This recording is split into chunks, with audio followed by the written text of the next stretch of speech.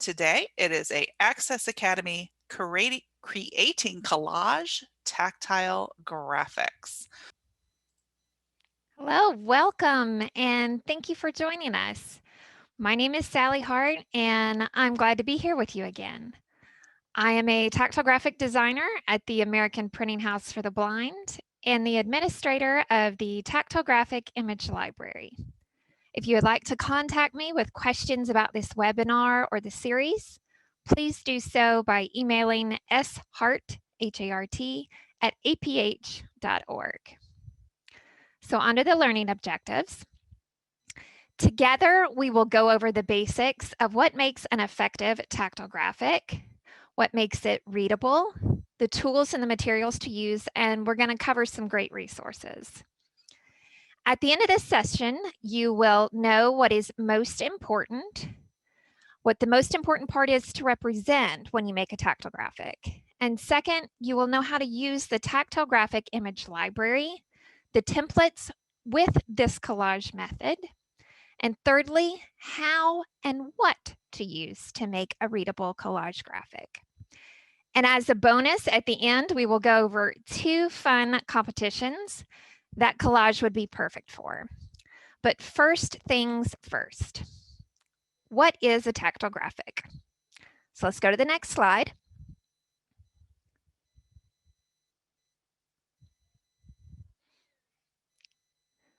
Oh, one more back. Yes, awesome. Thank you. A tactile graphic represents non-textual information that consists of a set of symbols. Maps of the world or floor plans might be the most obvious uses that come to your mind with a tactile graphic, but the educational significance goes far beyond these images. Tactile graphics are a key component of literacy. Opportunities for introducing tactile graphics are numerous. So no matter the subject being taught, everything from mathematical figures and life cycles to simplified drawings of everyday objects, all of them are an important component of education that should be made accessible. So let us think tactile. Next slide, please.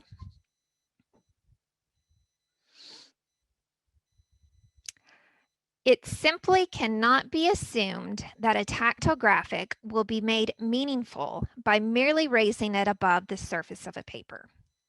People do not possess a natural or stronger use of their other senses. Visually impaired or not, a person cannot be expected to gain the same degree or scope of information with touch as it is possible with vision. This is a common myth. Tactile reading skills must be taught. The truth. Tactile materials are not an alternative to, but not a complete substitute for visual materials. When designing a tactile graphic, think tactile. This slide's information, along with the Think Tactile catchphrase, is taken directly from the Tactile Graphic Kit guidebook. Many slides are based off of this publication, and it's definitely worth a read. Now, it is foil focused, but full of information on creating in general and how tactile readers navigate and learn from them. Another truth is that we do our best to represent print information, but there are many things that there are no substitute for. Examine the display yourself.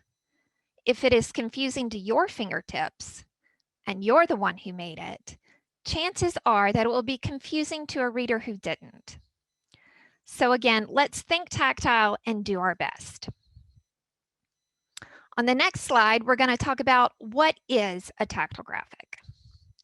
A tactile master is produced by layering a variety of materials on a graphic base. They can be produced for one-time use or as a master to be copied on a thermoform. Collage, tooling, and embossed Braille may be combined to form this tactile graphic master. A wide variety of different materials enables the collage creation to contain different textures and symbols at varying heights, which make it quite effective in conveying information. Before we get to gluing layers, we need to stop and plan first. There are 3 questions to ask yourself every time in order to save time. 1, should it be made into a graphic? 2, what's the point? And 3, will the graphic be thermoformed? So, number 1, should it be presented as a tactile graphic? Ask yourself, is this print image appropriate to produce in tactile form? Is the print graphic really necessary to convey that information? Or is it eye candy that adds no value? Does it require visual discrimination that has no counterpart in Braille? Choose the graphic that carries critical information. No diagram should be routinely omitted if there is a viable method that can be found to render it tactily comprehensible. On the other hand, diagrams that do not add additional information necessary than what's stated around in the text, it can be omitted. My friend and coworker Yan gives me pop quizzes from time to time, and I seem to have picked up his habit. So here's your first question. Next slide, please. Which is not an appropriate option for a print image? Make it into a tactile graphic? Do you not use a descriptive transcribers note? Don't make a tactile graphic and a description. Don't omit it when it doesn't seem appropriate, or never omit. Always produce a tactile graphic no matter the image. So we'll give you a moment to think about that as information comes in, which is not an option for a print image. And responses are coming in slowly. I'll give it another moment to see if we can get up to 50% responding. And I'm going to go ahead and end polling and share results for you, Sally. And so it looks as though 64% of our viewers today thought the answer was E, never omit, always produce a tactile graphic no matter the image. But yet there were others choices that were selected as well for the others. So what should be the answer, Sally? Well, not all print images have an equal counterpart in tactile form. Never omit is always an option. There is always the option to omit the graphic. It should not be taken lightly, but wisely. So all of the others, and hopefully it wasn't a confusing question, are your options for it. So let's go on to the next slide, please. To help you answer, I know the print is small, but I have included it to simply let you know that it exists and that it can help you make those decisions. It is a decision tree. It can be found in the guidelines and standards for tactile graphics. And well, you will answer yes or no about the image in question. And your answers to those questions will lead you to the end result of do not produce a graphic or produce a graphic. And we will do a walkthrough of this on the next slide.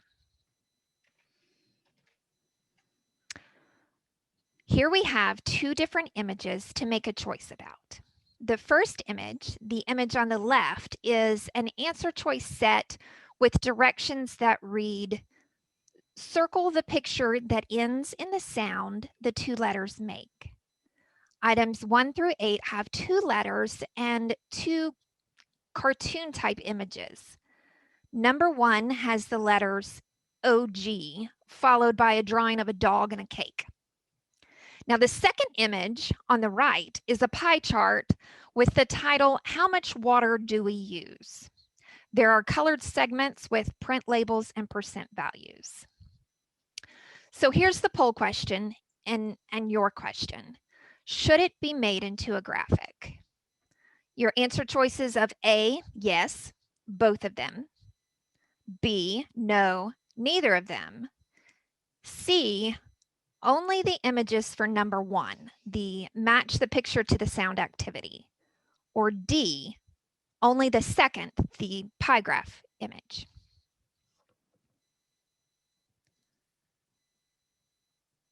We'll give a moment for everyone to have an opportunity to think about what you had just mentioned with your description of the images, and then also having an opportunity to select an answer.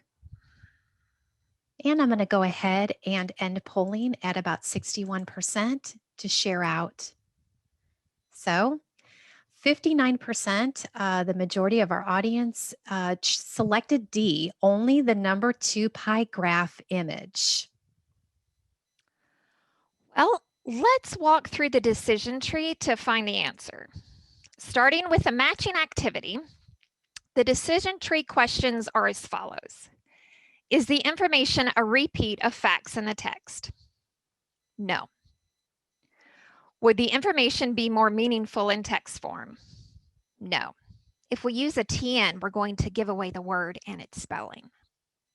So does the graphic require the reader to use visual discrimination or visual perception? Yes.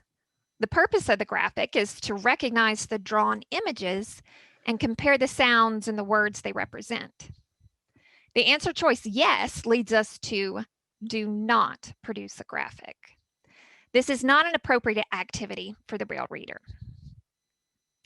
So the second image that we're going to walk through is the pie chart. So we start again. Is the information a repeat of facts in the text? No. Would the information be more meaningful in text form? No.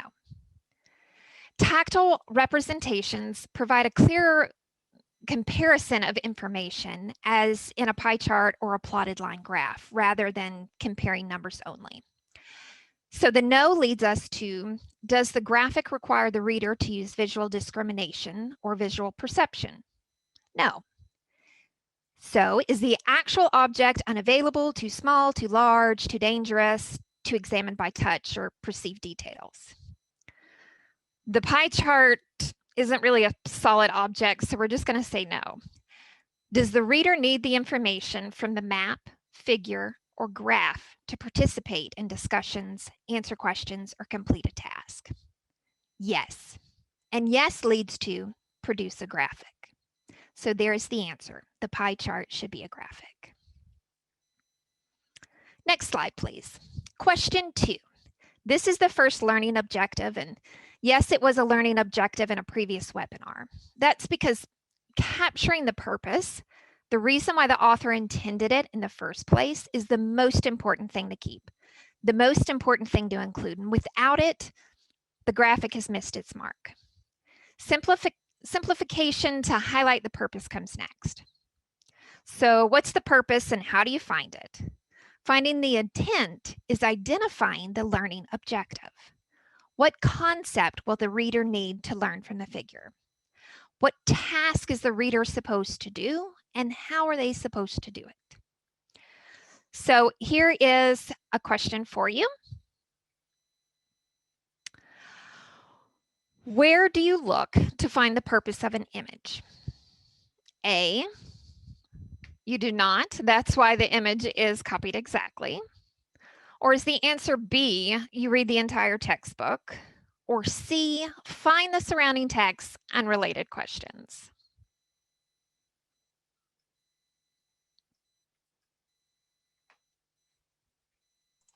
And Sally, while these poll questions are coming in, people selecting where do they look for the purpose of an image, do you have a resource location you can tell us about the decision tree and how we might be able to find that on its own? Yes, the decision tree is located in the Guidelines and Standards for Tactile Graphics. You can download the PDF off of BANA's website. And I believe we can drop that link in the chat. I have just located it in the resource list that you gave me. I will drop it in the chat and we will close out this poll and continue moving along. So we had 97% of our friends today selected C, find surrounding text and related questions. Yes, you got it. When determining the content of the tactile graphic, you must carefully read the surrounding text of the graphic as well as other information, such as end of chapter questions and if possible, consult the teacher's guide or other course information. This will help you in deciding whether a diagram should be produced in tactile form. All graphics produced should be tactily clear and contain only relevant information. So the next slide. The use of a planning sheet is recommended when you document and are in the planning process. Again, I know the print is small on this, but this is also available in the BANA tactile guidelines that I believe a link was just dropped for. It lists the content, the textures, symbols, and labels that will help you track the pertinent information and provide consistency in the graphics presented throughout the transcription. This document would be very helpful in textbook use. Personally, my memory isn't the best, so knowing the fabric or textured paper, the weight of string I previously used on a submission or in a different book or on a like graphic is always helpful to me. I do think it is nice that the first information you enter in is what to include. Being first on the list highlights its importance, and you've heard me talk over and over again about the intent and keeping the author's purpose. That's where on this sheet that information goes. So next slide, design it well. So what's the point? What's needed? Knowing this in planning will save you a headache in the long run. You cannot unglue, and sometimes it's hard to add to your original design after the layers have been attached. So on the slide, the Braille page shown is less than ideal. It is an exact copy of print. The ink image from a math book is on the left. It shows the top view drawing of a grassy field with trees and a blue swamp. There's the road higher on the page. The word problem reads, and hang with me for just a minute, avoiding a swamp, Muriel was hiking directly toward a long straight road when she encountered a swamp.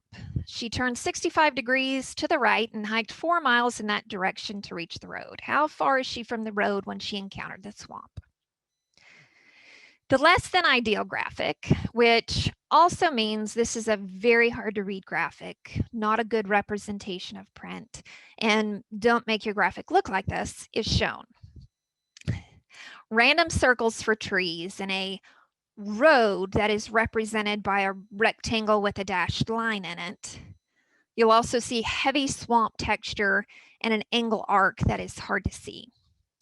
Many things make this overwhelming. Now, all the mathematical information is technically there, but the point of the graphic has been overwhelmed with artistic details. So next slide, guidance from BANA. Most of the time, the mathematical lines placed on top of the artistic or real-world image is going to be about all you need. Clear, simple lines for calculation is needed, and that's the whole point of the authors originally included. So a readable option. With artistic details removed, you have a math problem that is less of a strange map. A collage version is shown on the right with materials used around it.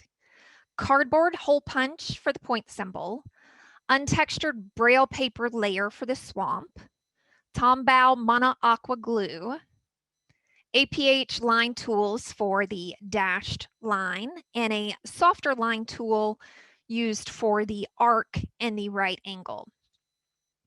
I've included an electronic version on the left, just so you'd be able to see it clearly. Notice the road is no longer a rectangle divided with markings. It's now a single thin string. no trees to be found, and the heavy swamp texture is removed, making it no longer the focal point. So next slide, Thermoform. The last question, number 3, and I have a poll question for you. Do the graphics you make or use get thermoformed? Yes, no, sometimes, unsure.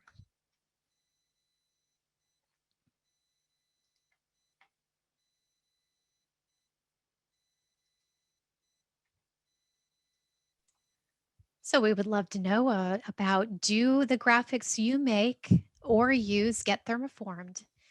And we'll go ahead and stop the polling at 60%. And we're going to share out results. And Sally, 47% said sometimes, but there's answers scattered all throughout, a little bit of each. Well, that's good, because we're going to talk about things and materials to use for the thermoform process and for times where you don't need it thermoformed.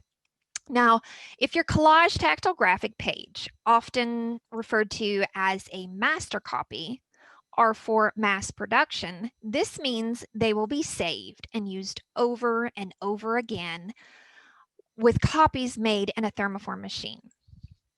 These Collage masters are used as a mold to create those thermoform copies. Now, the BANA guidelines and standards for tactile graphics refer to them as hard copy collage production for vacuum form duplication. I call it thermoforming for short. And if thermoforming is part of your process, choose materials that are heat resistant. Okay, avoid materials that are sensitive to heat, which may deform or fall off during thermoform, such as rubber or plastic-based materials, the sticky back foam, plastic beads. Avoid the wiki sticks and the puff paint and the hot glue guns. The material you use will depend on what's available and also what's appropriate for the reader and the end method. Now, a few more tidbits. Thermoform plastic is sensitive to heat, and so the heat buildup of it in a car under sunshine can destroy it over time. So be aware not to store it in there. And materials with very different tactile distinctions may become more tactilely similar on a thermoform copy. So I recommend making a thermoform material template of sorts. So put different textures side by side in different combinations that you're thinking about using. And you can also include string and other linear material and thermoform it. This will help you know what works together and what doesn't. Then use a pencil or a ballpoint pen to write on the thermoform sheet, labeling which materials are which, just so you have a cheat sheet. So let's talk about collage materials. The next few slides all start with the word thermoform. This says thermoform area patterns. Now, any material that works well in a thermoform situation will also work well in a non-thermoform situation. So the next few slides can work for anybody. You need to look for soft, subtle textures, attention-grabbing textures, and textures that fall somewhere in between. So smooth and textured paper, cardboard of different heights, needlepoint backing, handy wipes also work well, and other fabric remnants for those area uses. Now, materials to avoid are heavy sandpaper. It tears fingers up if it's not thermoformed. And see your thermoform copy, that sheet I just talked about, to know how the different grits will appear. So the next thing is to avoid glitter, because it gets everywhere and it will periodically and continually fall off with each copy made. High-resolution embossers are also capable of creating a variety of textures in different patterns, densities, and heights. So if you have access to one, create some pages and run them off for later use. Texture is meant to show something's extent. If the pattern's individual parts are too large or far apart, they will read as objects or point symbols, not as you intended. Ideally, an area's pattern's elements should not be individually noticed. Again, keep in mind that different papers and materials may look visually different, but feel about the same. So on to lines. Use cotton strings, candle wicks, carpet, and crochet threads in different widths and weights, strips of cardboard, paper or cloth covered floral wires, and spur wheel and line tools. Knotted strings are very aggressive and prominent linear symbols, so use those only when necessary or appropriate. Now, cardboard strips can be used as linear symbols, but no surprise that cardboard strips don't bend well. So use them as straight or slightly curved lines. And the edge of a solid piece, such as a cardboard continent on a map, that cardboard edge makes its own outline because of the different height. A thing to note is make sure you understand thread size before you buy crochet thread, especially online where you can't really truly inspect it. Smaller is bigger when it comes to those thread numbers. Crochet thread is labeled with a number like 3 or 10. And this refers to the thickness of the thread, and it can be a bit counterintuitive, but the smaller the number, the thicker the thread. So the 10 and the 20 size work well for most tactile lines. Now, point symbols. Pre-cut or punched out cardboard pieces, these work the absolute best for mass production graphics. APH point symbol tools in the Tactile Graphics Kit can be used to create embossed point shapes directly onto the tactile Braille page. When you're looking for shapes and tools, such as the scrapbook paper punches, remember that the cross and star shapes are harder to recognize against one another. Studies have shown that the circle, the square, and the triangle shapes are the easiest. So stick with those first. And Braille. Except when embedded within textures, Braille labels should be Braille directly on the page with a slate and stylus or a Perkins Brailler, not cut and pasted on the Braille paper, because the edges of the cutout piece become a tactile box around the label. That box makes one more thing, requiring the reader to examine it, only later to determine that it had no value and the shape doesn't represent anything. APH has a black slate that's shown here on the screen, and they also have a clear Braille slate. The transparent slate makes it easier to pinpoint the exact location of the Braille label. This will help you place the labels in a logical spot. The Braille code and format used on a graphic must be consistent with the Braille code and format used in the rest of the transcription. In the last few years, we have had to learn many new things with UEB technical material, and Nemeth within UEB. And the Braille reader has too. So let's keep our Braille as accurate as possible. Toolbox. A few more tools you may want to add to your toolbox are listed here on the screen. They might not all be practical for you depending on your situation. Laser engravers are awesome. They're like a big X-Acto knife machine. Fantastic for cutting outlines and especially useful for those irregular shapes. I doubt it would be the easiest machine to lug around in a classroom, but you never know. Your school or district might already own one.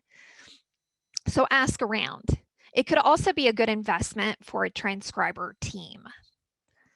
The Mono Aqua by Tom Bow, that is the blue capped glue on your screen. The bottle has a broad tip for large areas and a pin tip for smaller areas, lines, and point symbols. It dries clear on the page and leaves almost no detectable residue. This is the glue we use the most in the accessible textbooks department here at APH. Now, Elmer's Glue All and Carpenter's Glue also work well with paper, cotton, and wood materials. A side note, they tend to be a bit watery, so they can cause wrinkles on the paper if you apply too much. And you may find that the tip on the Elmer's bottle is a little large, and so excess glue could be a potential issue. It has been suggested to transfer the glue into a squeeze bottle with a finer tip. Tacky glue tends to leave a detectable residue along the edges and might make the symbol muddy. Now, the Xyron sticker machine with the permanent adhesive cartridge works well for one-time use graphics. They're usually not strong enough to stand up to the mass production situation. Now, I have a transcriber background and have always worked with collage graphics for mass production, where they are constantly thermoformed. Not everyone today falls in that boat, so that's where I enlisted the help of Leanne to cover the items for materials for TVIs and parents and others in the home and classroom setting. So Leanne, the next slide's for you. So this first slide is showing you what is in or was in my bag of tricks in the ability to carry around materials for that immediate, I need to make it right now tactile graphic. So for my spaces, I used everything from shelf liner to thick cardboard to craft fabric that I could quickly cut and put onto large shapes. For my line items, I had a variety of string, boondoggle or lanyard, pipe cleaners, yarn, washi tape, cord, even shoelaces, as things that I kept in my bag to be able to have a variety of lines. And then for points or locations, inexpensive beads often worked well, high dots, sometimes just grabbing things from a Walmart that you would protect your picture from scratching your wall. The spiral little pieces that you see on this screen happen to be paper clips, but the spiral gave a distinctive feature and made it a real acceptable point, and some of my students really loved. Velcro that already had the adhesive on the back created a quick square, and basic hole punches, often for just locating one specific spot, I would use as a quick location marker. The next one is the stuff that went along with it, because you needed those pieces. I must say, I did not have access to a thermoform machine most of my career. It just was too expensive for most of my school districts. So the hot glue gun was my best friend. The hot glue gun that didn't have to stay attached to its cord was even better because I could remove it out of the location, keep it charged, pull it down so it wasn't in a child's area that they could accidentally get burned from it. I often kept a power cord with me so that I could reach under desks and tables to be able to plug it in when I was in location. Multiple different glues were also used, everything from puff paint to a glue stick, or even scrapbook self-adhesive squares to quickly attach something, or to allow my students to attach. So some of these items they might have used as opposed to me using them. I always kept a pair of child scissors available so that they could make their own tactile graphics as well. Pens, markers, and pencils, including a portable pencil sharpener, because those were hard to find in schools. I always kept a Braille eraser with me inside this bag. And then Braille labeling sheets, those clear plastic labels that you could Braille on, though there were many times I would also use regular paper labels. Sadly, a majority of the graphics I was creating were used once or twice and then they were thrown away. And so I was trying to use materials that could stand up the test of time for a few days and then they were gone.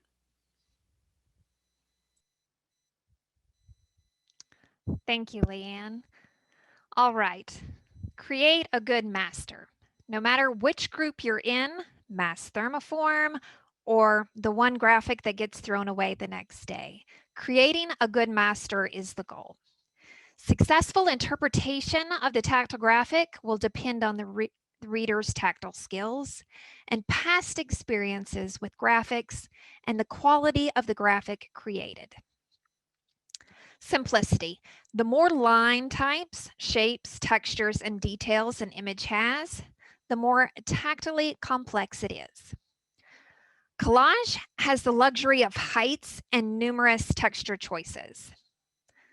Test the texture with your fingers and not with your eyes, and test textures side by side that you plan to use next to each other, as I've mentioned before. And for textures to be recognized, they must be large enough of an area to explore. Depending on the thickness, amount of layers, air holes may be needed for a thermoform machine. Those are made from front to back, so they don't create a raised area on the side to be felt.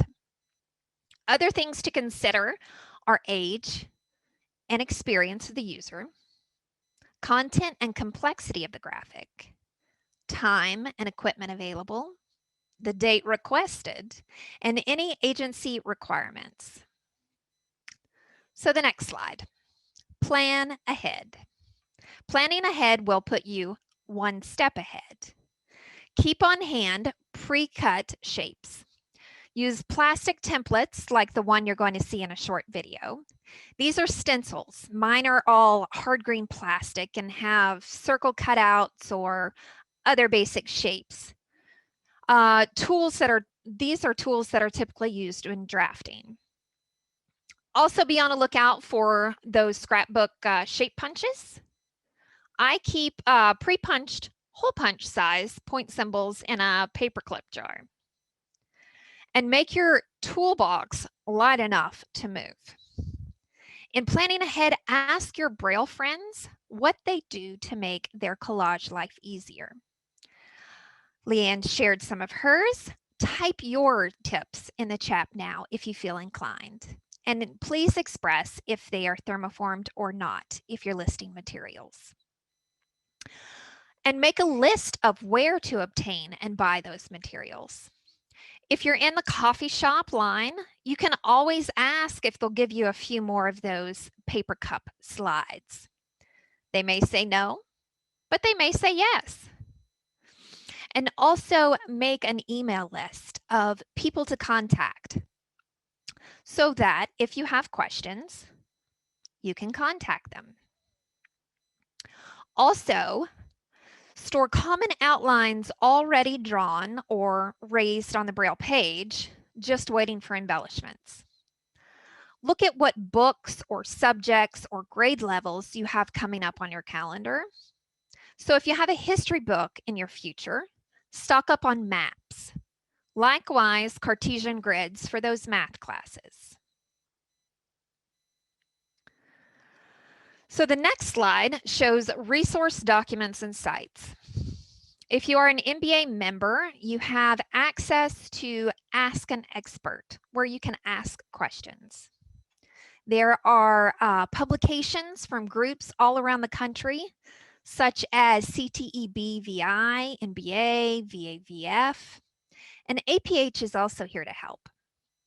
And of course, you have code books and guidance from BANA. I've listed a few websites that have good content for you to amp up your knowledge, and those can be dropped in the chat. And you will also see the URL for the Tactile Skills Matrix and guideline for image descriptions on the diagram website. This by no means is a complete list of the resources and sites, but it is a good chunk to help you get started. Downloadable templates. Next slide, please.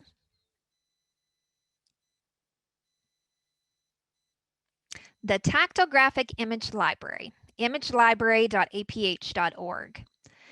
This site should help you with the planning ahead stage because of the downloadable templates. And also someone to add to your contact list is the TGIL. And that email address is tgfeedback@aph.org. After establishing an account with the TGIL, you will have access to all of the downloadable assets for you to use and customize to meet your needs. The site's categories are divided into core and expanded core curriculum. And I spoke on this resource a few weeks ago. If you have missed it and would like more information on it, you are welcome to watch the recording. I can almost hear someone wondering, can this library and these images work with collage method? Because it sounds electronic. So the next slide. The answer is a big double cap yes. Yes, you can use it for the collage. Yes, they are electronic files, but I'm getting ready to show you how to apply them to the collage method. And yes, it really is free. Next slide. Here is the example as promised. Imagine this is the animal cell image that you need to represent tactily. Think back to the beginning of the webinar. Question 1, does it need to be a graphic? Yes. This image is intended to familiarize the student with the parts and basic shapes of the animal cell. Number 2, what's the point? To show the different components and familiarize the student with the cell. This image provides detailed information about each part and shows their relationship to each other. A Braille list is not going to show this. Question 3, thermoform? Yes, so the materials used will be able to withstand the heat, pressure, and time. What makes it hard for the Braille reader to follow? Well, the 3D angled view and all those lengthy labels. What makes it hard for you as a transcriber? Changing the view, all those details, possible uncertainty on what and how to show it at all. We have heard the saying, don't reinvent the wheel. That applies here. Common images like the animal cell are in life science books of all this level. And it's common and complicated. So check and see if you can find a template. And templates that are Braille and tactile graphic focused are found, you guessed it, in the Tactile Graphic Image Library that we just discussed. Visit the library, search for the word cell in the search bar, select the best image for your needs, and if you have questions or need assistance, use the contact button. For collage, what can you do? You can either recreate the TGIL simplified image that you see on your computer screen by hand, using the library as a how-to for complex images, and then making a quick sketch off of that base. Or you can download and then open the editable PDF in a drawing software program, flip the image horizontally before printing it on paper. This will allow you to trace over the pre-drawn lines and embellish it directly. Well, how do you do that? Changing the direction of an image before printing eliminates the need for a light box or holding it up to the light. And the line tools require a reversed image, so you work from back to front in the same manner you use a slate and stylus. So a quick reversal of the image makes that possible. This step was covered in the webinar on the Tactile Graphic Image Library that was also included a how-to in Inkscape. But here on the slide are the steps if the PDF is opened in Microsoft Word. I would not say that this is the easiest program to use when drawing a tactile graphic, as it is a text editor at heart. It is, however, the program with many people are familiar with. So due to this familiarity is why I'm mentioning it. To reverse an image or object in Word, select the area to be flipped, that's the object, or in this case, the Texas outline. And then select rotate, flip horizontal, and that's in the drawing toolbar. And as I said, I know we're discussing the animal cell, which is a more circular object, but I felt the outline of Texas here would better show that effect. Now, next slide, please. Reversing it in Inkscape. Inkscape is a free drawing software program that can be downloaded at inkscape.org. To reverse an image or object in this program, select the area to be flipped with the selector tool. And after the image, and then click the flip horizontally button or the shortcut hotkey H. The button is circled red on the slide. After the image has been flipped, no matter the program you use, now is the time to print the template on an ink printer. Make it into a graphic. A short video is about to be played of me taking the print image all the way, and so you can see the steps. But I would like to say that when you are trying this on your own, if you have questions, please contact either me or the TGIL team, and that's at tgfeedback@aph.org, and someone will gladly assist you. So here's the video.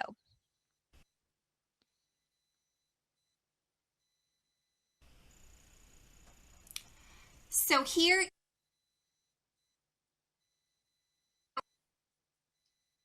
is the desktop printer copy.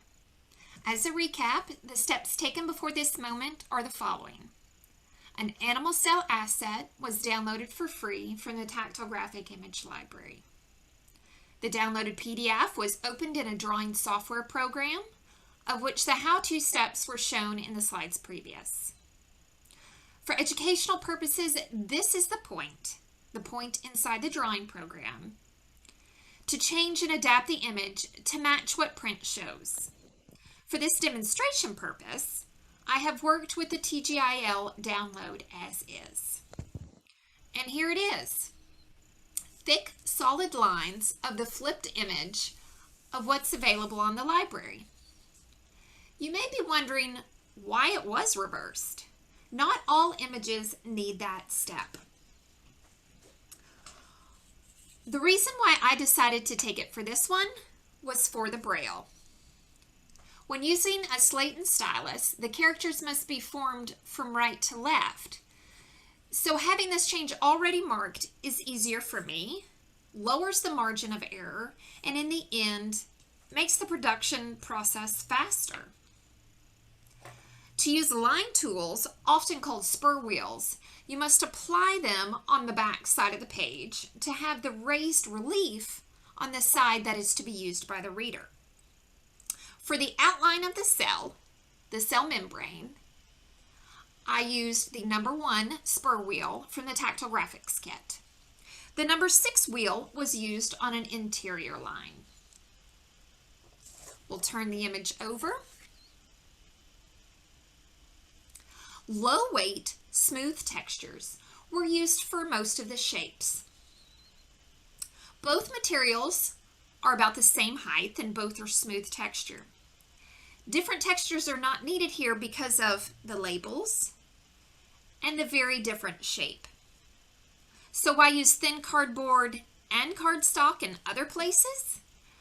The reason for the cardboard is because that was the material used in my pre-cut shape. And here's my template. Again, pre-cut shapes will save you time in the long run. As a bonus, the contrasting colors may be useful in non-thermoform situations. There are two similar shaped circles used to represent different parts, so a low or soft texture was used for one of them, just to make this distinction clear. This specific texture was created on the Tiger Embosser, and it is a mid-gray solid fill. However, any low texture will work fine as long as you are able to tell the difference between it and any other texture used on the page. Thin string, crochet thread, size 20 to be exact, was used on this graphic. This is the type from the craft store that is typically used to make doilies. Tombow glue was used to adhere the layers. And lastly, here is a thermoform copy. A clean, readable diagram made quicker and easier by the use of templates and pre-cut shapes. This short video is now complete, so back to our session. All right. That was my movie debut. Next slide, here we have it, proofreading. Not the most exciting part, well, at least not for me, but it is a very important one. The next few slides cover each of the following points. Proofreading beforehand while you were in the design process stage. Proofreading the Braille and following the guidance provided by the Braille Authority of North America, BANA, and proofreading keys. So here we go. The first proofreading slide, please.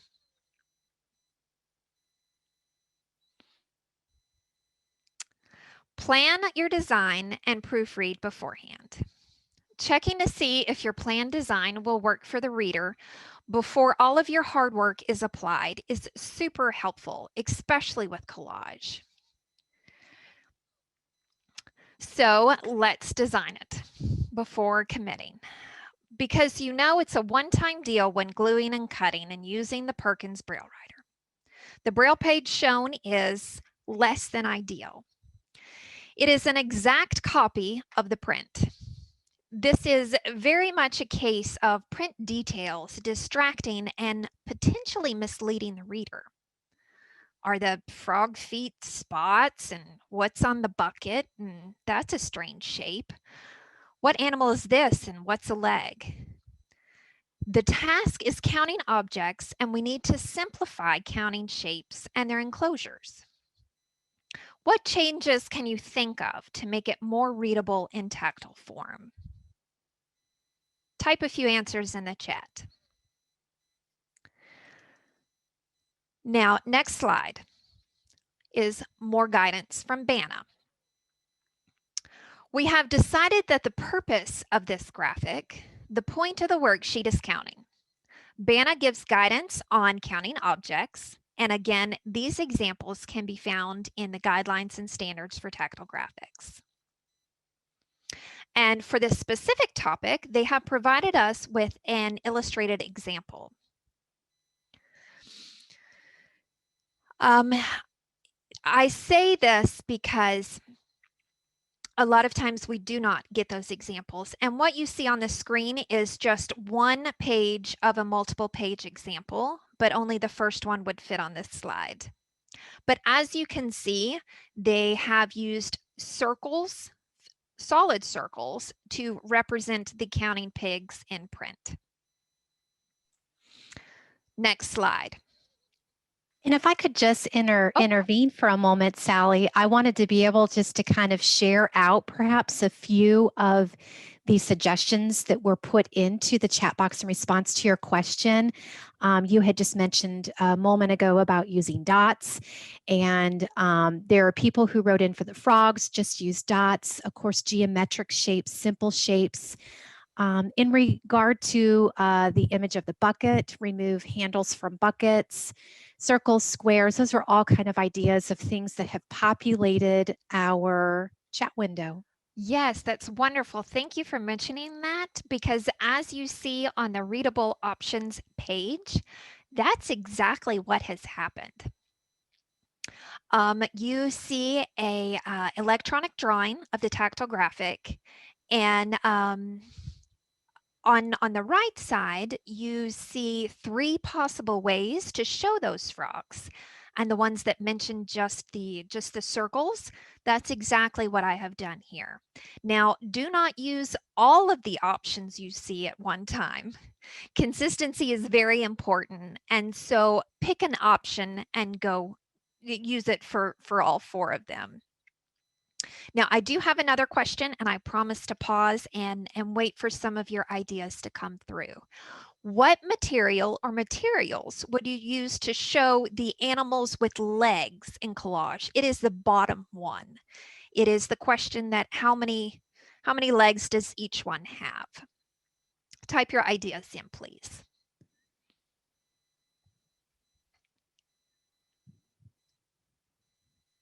How about wiki sticks, pipe cleaners, foam stickers? Those are a few items that have been placed in. APH graphing tape looks like a good option here. Hot glue, crochet yarn string. That seems to be the variety put in. A lot of great ideas, a lot of them listed for non-thermoform situations, but really your situation is what you create it for. As long as the legs are noticeable and we don't add in extra beaks and tails, I think we're going to be really good on that. So wonderful. Thank you for your responses. Okay, Braille and the codes. The Braille on the page is just as important as the string and the cardboard. So know your code. What you see on the screen is not all of them that BANA has codes for. They also have craft and hobbies and music. They have IPA, the International Phonetic Alphabet, and they have formats 2011 if you're still needing eBay. And those links are going in the chat now, I believe. But I've listed this because I think it's good to know what's out there. A more detailed view of resources were in a past webinar titled Maps for the Braille Adventure, and it's part of a Refresher Braille series. So you can review that recording in the Access Academy's archive section. But when proofreading labels, read the Braille before you read the ink. This way you are less likely to skim over the typos and read dot for dot when you have to use a slate and stylus or a Braille writer to double check for the reversals.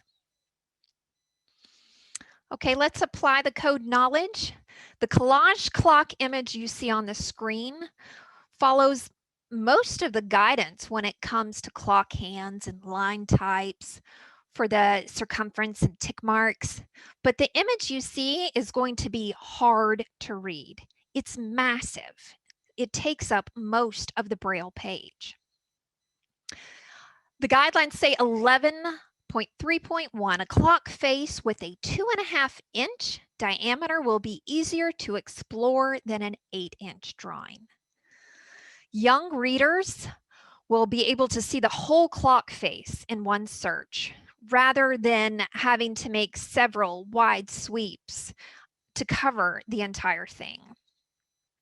The white circle at the bottom of this photo is a 2.5-inch circle, so you can see for comparison.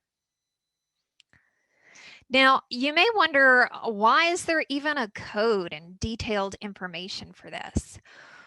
Well, it is research-based, and the goal is consistency across the board. So if all clocks across the country are about the same, definitely the same size, you could move anywhere or transcribe from anywhere, and the familiarity and the steps to follow would be the same. So next, for keys. This example was used in the planning and designing webinar, and it is an older example actually created by Betty Marshall. But I think it's a great one, so I keep it here for reference, and I'm sharing it with you. The key listing should always be presented in the following order: area textures. And about those, the trickiest thing I have found with collage textures are stripes, especially when used on a map. I have more than once glued the shapes using a vertical stripe to find out that once I have glued it onto the map, it's no longer vertical, but an angle. Know that it's easier to change the key textured rectangle than to redo on the map. But no matter what, they must match. So next on the key are lines, followed by point symbols. Now, no blank line is required between the symbol of the lines and the point entries, unless your point is so large that it requires more room. But if your point is that large, you may want to reevaluate the symbol used. An extra large point symbol is no longer a point and will read more as an area. Lastly are the two-cell Braille labels, the alphabetic and then the numeric. If possible, put the key on the page with the graphic. If not possible, key pages should be placed on facing pages so that the reader can easily decode the tactile information without having to turn pages. This will put the facing key on the left side, the even side, and the tactile graphic on the right side, the odd numbered page. To help you plan this out, you may want to keep a Braille template that you create to know your sizing spaces. I have made a full Braille page of full cells all the way across and all the way down. This helps me kind of eye about how much space I can use and let me know whether a key can fit on it. Now, the other thing is a key is enclosed in TN symbols. This image shows eBay enclosures, but that's just due to the date it was created. Use UEB symbols if you're transcribing in that code. Next slide, please. Have fun and compete. Okay, keys and proofreading are not the most important, so here comes the fun part I spoke about in the very beginning. The Insight Arts. This is my favorite annual event at APH. Every fall, APH and the Insight Art program sends a call out for entries. For most of for the following year's competition, artwork can be submitted from the date of the announcement until March 26, 2021. So there's still time.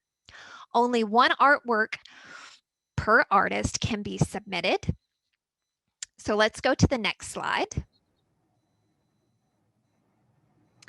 If you are having trouble filling out the entry form, please contact Rob Gillen, and you will see his email address is insights@aph.org. And the link to the entry form, I believe, is going to be put in the chat. But this is a wonderful competition, and there is still time to participate. And by the way, you can order an APH Insights Art large print Braille calendar. It's beautiful and I love them. We get one every year. And for the next slide, I believe we have Suzette to talk about. Hi, Sally. Thank you. I kind of jumped in at the last minute today saying I very much wanted to hear Sally's presentation. She always does such a great job. And to update you all on a competition that you're probably not as familiar with. Now, this is a competition that originated in the EU. It now encompasses participation from 23 countries across 5 continents. It's called the Typlo and Tactile Book Competition. And Rob, because he is so excellent at organizing and controlling these competitions, is also the contact for this competition. However, you will find the registration form and rules are available at a special website created for the book called tactus.org. And I know that we're nearing the end of our time schedule, so I'm going to post a lot of information about this in the chat box right here. And has that appeared for you all yet? There it went. And I also want to acquaint you with some design resources, because this is a bit of a different thing for you to focus your attention on. Of course, it's still very important to think tactile, but you're going to be able to do it in some very creative and original ways. And some of the illustrations that I have seen accompanying books that are entered in this competition are focused so much on what a young tactile learner experiences in the real world, their experience of that event in real life or that object. Some of these illustrations are not based on a shape or an image that any of us sighted users would recognize. They're based on a sound that the illustration makes when you touch the illustration. And I don't mean a recorded sound. One of them, for example, was a little bit like a rain stick that evoked the experience of rain for the children that were reading the book. So I encourage you all to check out some of these other resources that I'm going to post in the chat box right now for design guidelines and ideas.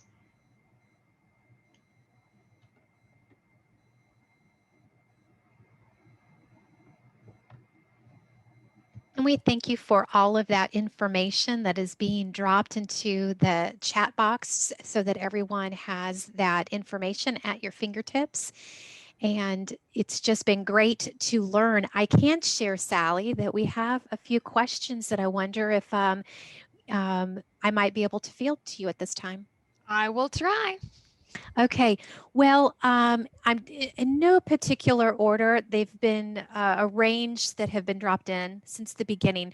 So going back to that video that you posted about making the tactile graphic, the question is, are you using the rule of 5 for the tactiles like you spoke of in one of the last webinars? Yes, yes. Now it might be a little misleading if you just look at the colors, but the green was smooth. The cardboard was also smooth, and the large white part was smooth. Smooth is just one of the textures. I believe that graphic contained 3 textures, and I'm trying to think, maybe 3 or 4, but yes, always follow the rule of 5. 5 textures, 5 lines, and 5 points. Fantastic. Here is a question about representation of water. This one came in early when you were speaking. Is there a standard for representing water in tactile graphics with regards to the standards that you are aware of? It needs to be low profile. When you're trying to make the distinction between water and land, that's all you're trying to do. You're not trying to have water be the focal point. You're just trying to say, here is the cutoff. In collage, a lot of times when, say, you use a piece of cardboard for the landmass outline, that drop could be enough and you don't need the water texture. But if you do need water texture, use something that is soft and subtle. It should not be attention grabbing, just a recognition of, oh, hey, this is something different. Fantastic. If I can switch gears to Thermoform. Okay. And so do you label your graphic before thermoforming? Do I label it? I'm not sure that I understand the question, but Everything should be done to the tactile graphic. It should be complete in its final form with labels and all of the other information before it gets thermoformed. Fantastic. I think you nailed it. I think that's the way that I understood the question to be as well. A second thermoform question from one of our viewers. I want to add color to a thermoformed page. What type of paint would stick the best to that plastic thermoform page? Should I sand the plastic so the paint will stick? What is your opinion of that, Sally? I have no idea. I have never done that. So if any participant has done that and has a suggestion for that, please type that in the chat. But that is something that I haven't done. Okay, I will sit and watch. Someone dropped in just permanent markers. I guess it depends on how much of an area you are wanting to color for that thermoform. Sharpie markers have also been placed into the chat window. So, okay. I'm not seeing anything else. I want to give one last call out. If you have any questions, we are, I think, to the end of just some of the content that you have given to us. And so I'm looking through, okay, here's another question. How does one best guarantee sharp thermoform reproductions? That has to do with the material you use. And it also, for sharp, that's where you can put air punch holes in it if it has, say, a large area of cardboard. And you just punch little tiny holes in it, and that allows when the thermoform vacuum to help pull the air while it heats up. And as far as a good thermoform, you need to work with the thermoform machine's settings to make sure that it is hot enough or not too hot to have a crisp, clear image. Okay. Wanted to be sure to just share out, going back to the thermoform color that we were, addressing. So in the chat box, Leanne, thank you for putting this in there. If the tactile graphic takes up most of the page and you're unable to put a key on the left side of the graphic, what is the best placement for the key? Oh, I'm sorry, I misread that. It's not about the thermoform, so forgive me. Let me rephrase that and restate that. If the tactile graphic takes up most of the page and you are unable to put a key on the left side of the graphic, what is the best placement for the key? When I say left side of the graphic, I mean left separate page. So if the key doesn't fit on the same page as the graphic, move it to the page that will face it, so they can go from key to graphic without having to change the page. Keys are talked about quite a bit in the guidelines and standards for tactile graphics. So if you need references or more information on that, you can find that there. Okay. Great. And in the chat window as well, there's a link that has been dropped in about APH selling tools separately and also slate and stylus. The recommendation of using aluminum tooling, make sure you refine your lines. That was placed in there. So is there anything else, Leanne, that you wanted to insert at this time? I'm going to say that the clear plastic slate called the Pocket Braille slate is a clear plastic slate, but the graphic or photograph they have placed up there is metal. So I will work with them on getting that corrected. So realize that it is clear. It is just an incorrect photo. And this is the first time I've noticed it and been on the page to notice it, and I will point it out and get that fixed. So realize it is clear. Okay. So is there a best practice for creating tactile graphics that allows for all experiences? I'm not sure I understand the question.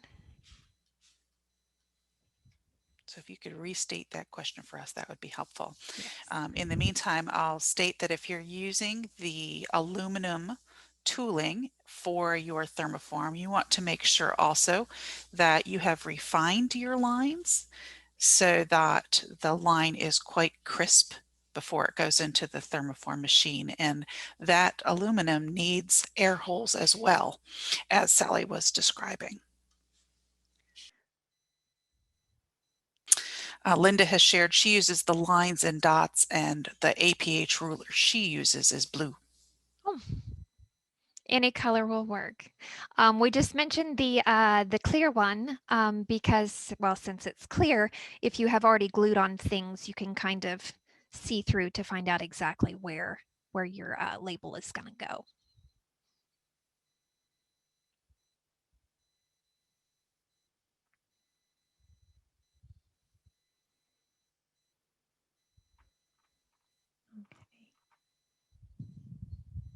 With regard to best practices, thinking of previous experiences where this is the first time a tactile graphic reader is reading, or if this is an experienced tactile graphics reader.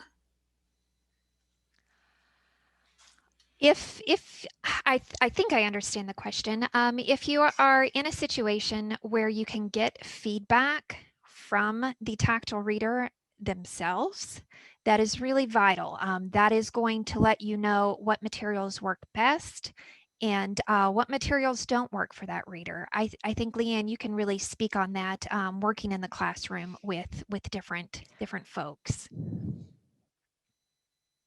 I think some of the mixture of our audience here, and I think that's one thing that we need to take away, is there's a mixture of folks in here that their main role is to create those tactile graphics for multiple students with one go around, meaning there are inside this group are people who are making the books for our students.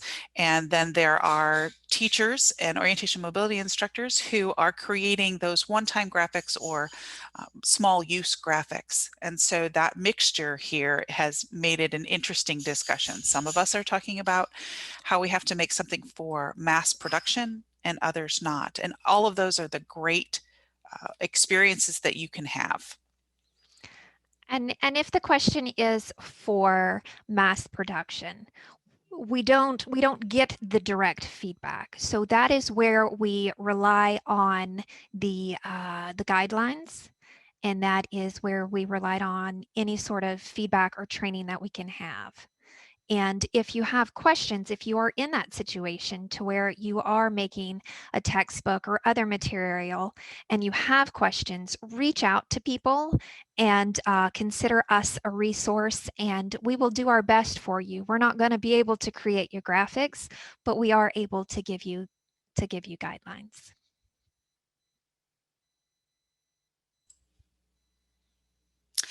Why would it not be important for a young student to have the tactile graphic for the phonic activity of the dog and cake? Because the outline of the dog and the cake are not going to read as a dog and a cake. If they would be tactily discernible, then of course we want them to participate and we want them to do that. But the images we see, our eyesight can take all sorts of drawings of different angles of cats and dogs, and our eyes can interpret and tell us that, oh, that's the dog, because we have been exposed to all different pictures. In line drawings, it's going to be really hard to even tell that it's an animal. So even if you do your best to do an outline and then add a label saying this is a dog, it has changed the purpose of the graphic. It has changed the way it's read. So even if we write a label, it gives them the answer. If we give them a blob, our best rendition of an outline of a dog and a cake, it's not going to be read the same. We cannot expect the Braille reader to know that a round shape with things sticking up is a cake without a label. So that's why it's not appropriate. That is an Excellent answer, Sally. I love the way you articulated that because it was very clear in my mind. And you put into words what I would have fumbled to answer. Oh, well, it's not all my words. You know, it's just basically our whole department's coming out of me right now. But it just we can't expect, you know, we do our best to draw and to represent things, but we cannot expect them to automatically know, even though we can look at it and say, hey, that's a pretty good outline of a dog. It's just not going to be read that way. Here is a comment. While we still have a few more minutes left, I have a preschool student who doesn't understand the legs go down on an animal. If she felt a dog and a cake, she wouldn't have been able to tell the difference because she doesn't understand the four legs go down. So that kind of feeds into also what you were saying and that experiential learning. Have they been pre-taught to have those discrimination skills? And that's the key. It has to be taught. And you know, as transcribers and that sort of stuff, it's not our job. And even if you are doing your absolute best to teach it, you know, it's just not one of those appropriate activities. Well, I am not seeing anything else of that is coming into the chat window. So I think that we will get ready to close things up a moment, you know, a few minutes early. And